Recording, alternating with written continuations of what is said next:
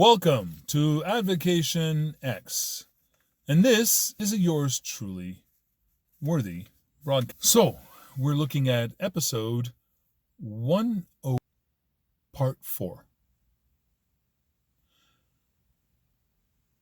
Before I continue, hit the like button, become a member, subscribe, crush that bell. Don't miss anything going forward. And my disclaimer.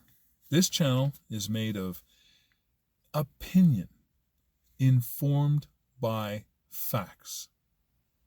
Opinion informed by facts.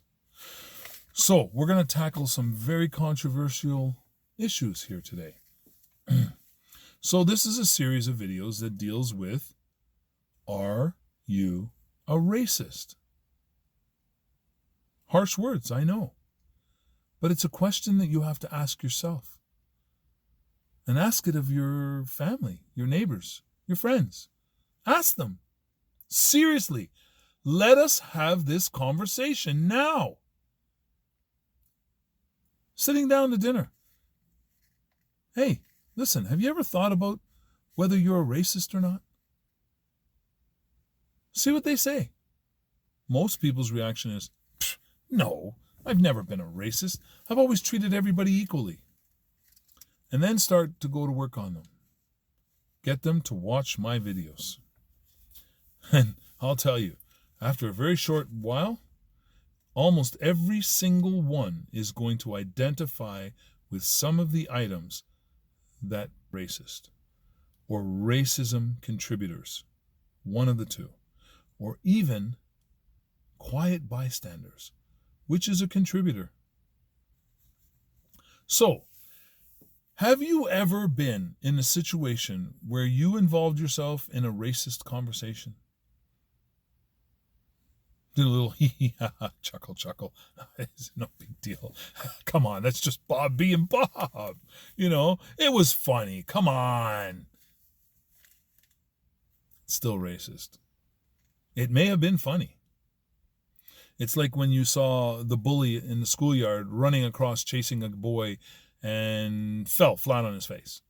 Funny. But still in poor taste. Because that guy has a mother and a father and brothers and sisters and those things just like everybody else. So, yeah, we don't want to see him hurting an innocent child. But we also don't want to see him get pulverized, which is what I used to do to the bullies back then. And believe me, I felt guilty about it because I really understood that being a bully of bullies still makes you a bully.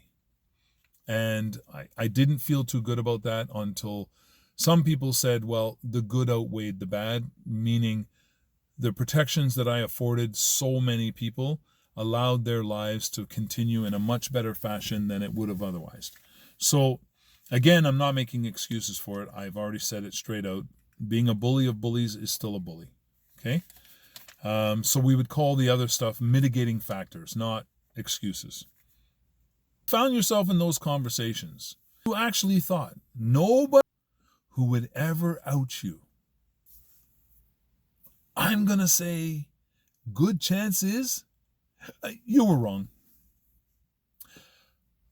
Let me just let my friends from Montreal and all around know that almost every group of smack talk has been leaked. And I know who you are.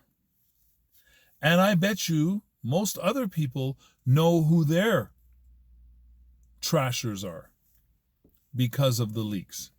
Because here's the thing about leaks. They come in so many forms. They come maliciously. They come accidentally. They come during the course of questioning where you feel you can't get out of it. And you end up spilling the beans. So many people spill the beans on their fellow racists without even wanting to. And here's the thing. I said in one of my posts that no two racists are created equal. And that some of them I have wonderful conversations with. and spend some really good quality time with. And we discuss tons of topics, not just racism, but we have touched on their views as well. I don't have to agree with you to be able to like you as a person. Now, okay, wait a second now. We're talking about my kind of mild racist. We're talking about people who aren't out there killing people, burning crosses, chasing people out of neighborhoods, all of that good stuff. These are people who have views different from our own. No two racists are created equal. Period. And then let's go back of the exact same lineage. You are all direct descendants of the exact same lineage. That is not a joke. Go back to the previous video and listen to what I had to say there. I'm not going to rehash it here. So, I want to move on here, okay? So, we've discussed you've been outed, okay? And that's almost every single one of you. If you're racist, you're going to be outed because some people can't stand the fact that you're racist and they won't say it to your face. Now, here's another big topic for you to think about. Do you have siblings? Younger siblings? Older siblings? Do you have parents that came from old school? What kind of an example have you been setting for them your whole life? Am I holding... I'm not perfect. You're not perfect. Nobody's perfect. But what kind of an example have you been trying to set for them? Do you go along with racist things in the house just because it's in the house and it's not outside? Because guess what? When your younger sibling leaves that house, they're using the same racial slurs and stuff that they heard in the house. And they're spreading it around to people who were otherwise their friends. They get a different view of those people. They're impressionable. Remember the formidable years for children? Well, they go on. It just goes downscale. It doesn't stop. They're impressionable until they've been solidified in stone. And most people never get there. Most people. There are some those, what do they call them?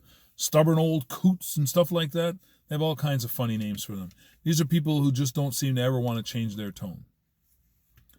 So think about that. What type of example have you been for your siblings, your parents, your family members, and your friends? Think about that. Are you a racist? And okay, if it makes it easier for you, are you a racist from 1 to 100?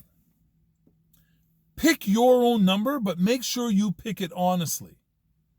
100 being Hitler, horrid, nasty, murdering. Anyway, I'm sure there's even some worse than them. Well, yes, there was, actually. There was. The slaughters and massacres in Africa by someone who called himself kind of a king, Leopold. Did he think he was a leopard? Did he think he was a pussycat? He definitely was entitled, wasn't he?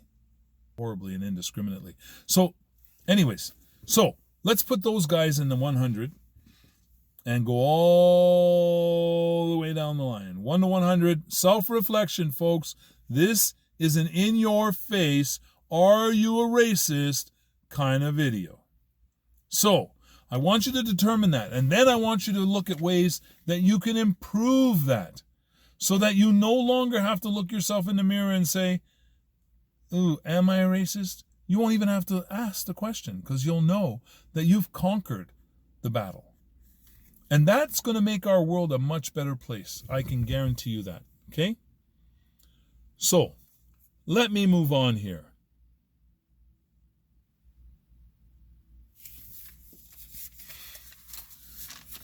I cover some of my topics without even realizing it. Okay. Now, in the last video, I tackled skin color and race, origin, and all that other good stuff. Okay? Let me tell you the racist way of looking at skin color.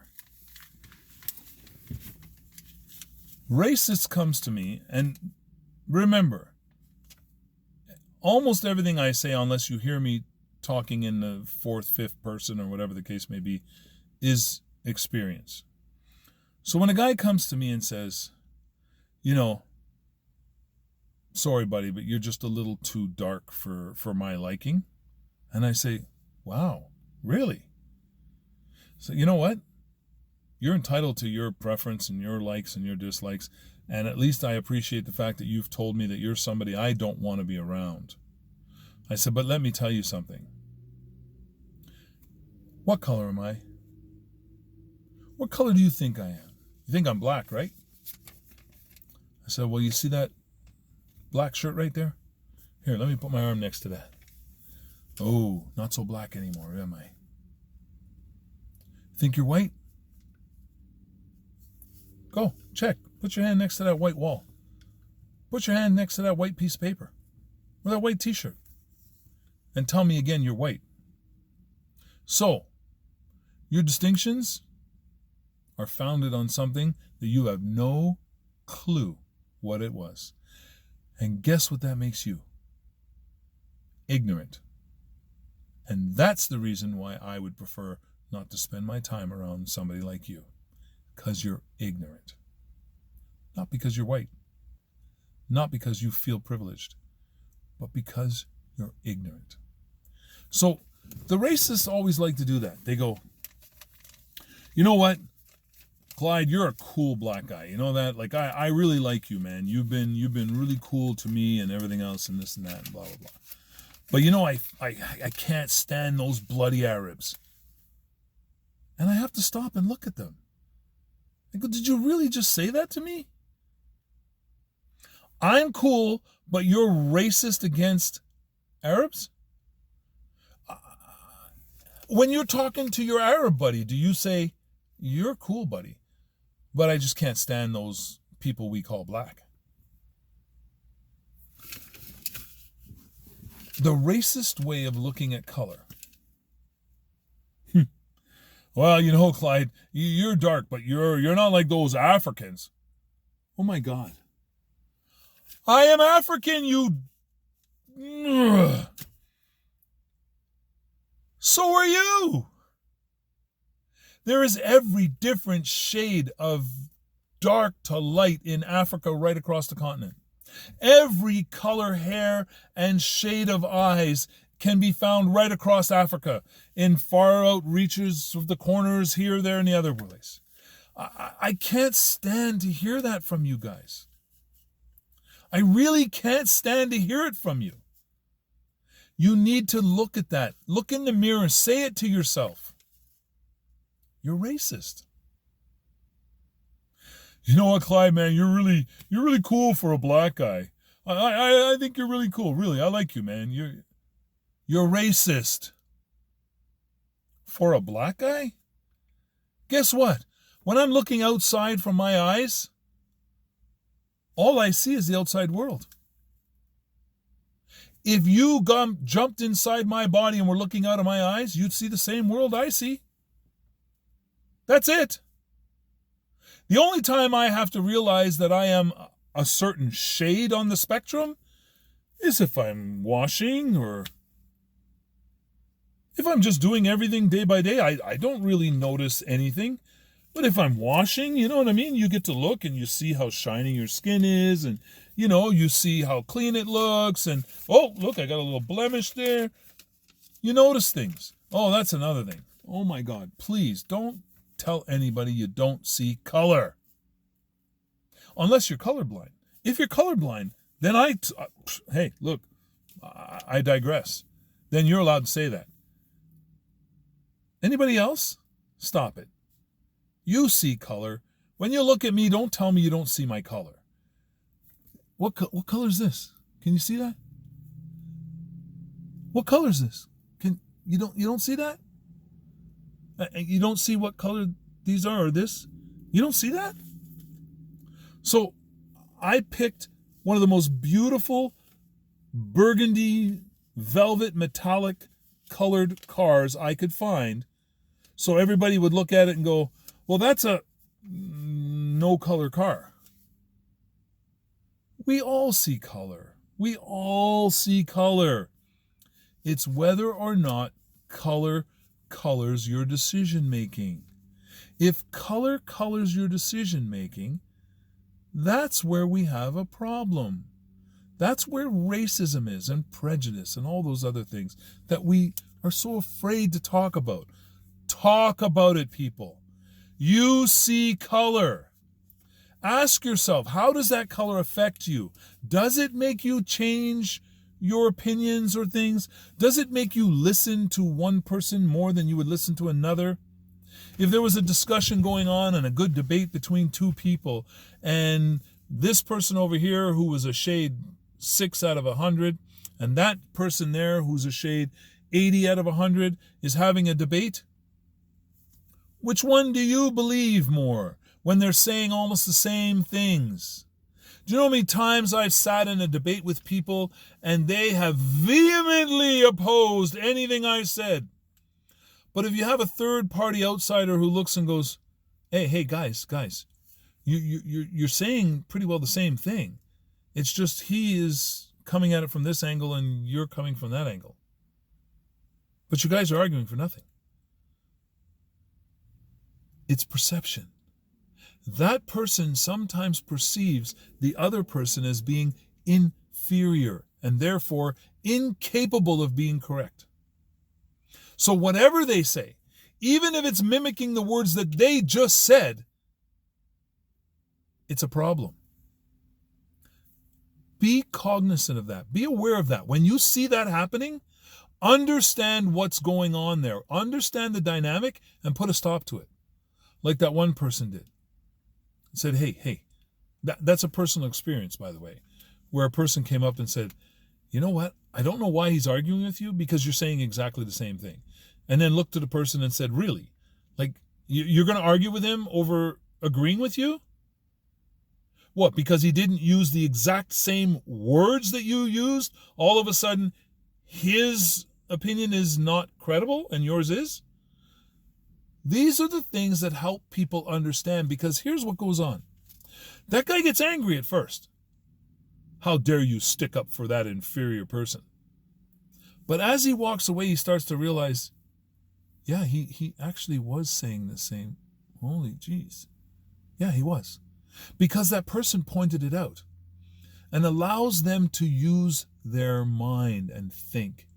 Because their mind may be open this much, again, from a scale of 1 to 100, right? Some people are up near 100 and other people are down near 1.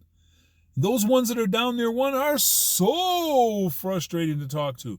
But there's still that one that you can get a little trickle in there and allow it to ferment or foment, whatever you'd like to call it. So, very important, perceptions. Very important. Stand up when you hear, see, smell, or even anticipate the presence of racism of any kind. Speak up. Kindly, mind you, kindly. I'm not saying you have to speak up and go, let's go. You offended me because you said, no, that's really dumb. That's just compounding a problem.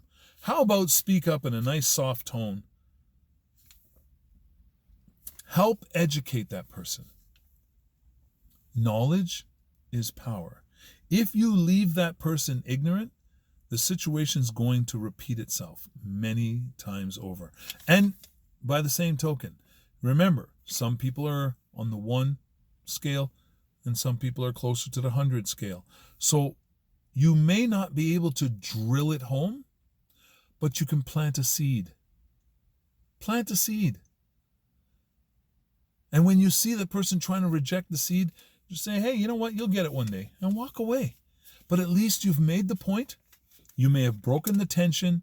You may have allowed that conversation to end. And maybe that guy doesn't see that person for another week. And in that week, maybe he thinks about the situation 2 or 3 times and comes to an understanding amongst himself that that was not worth it. Even just fighting like that doesn't look right. And maybe it deters one or two more episodes of that type. Okay? So,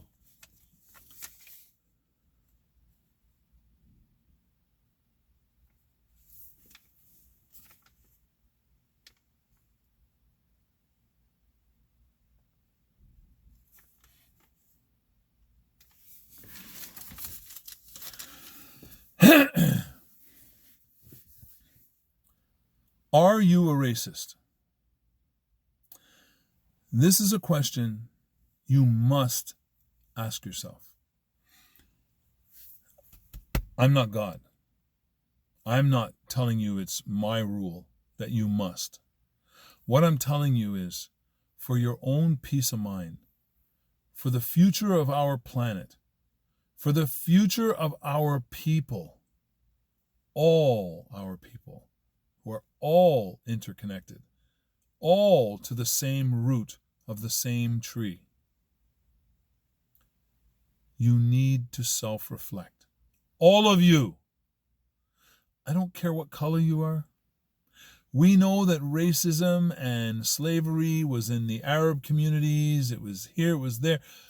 So many racists across our world. I mean, any crowd, I could throw a stone. I'm going to hit a racist. And then there's a chance that I might hit somebody who's not. There's a chance I might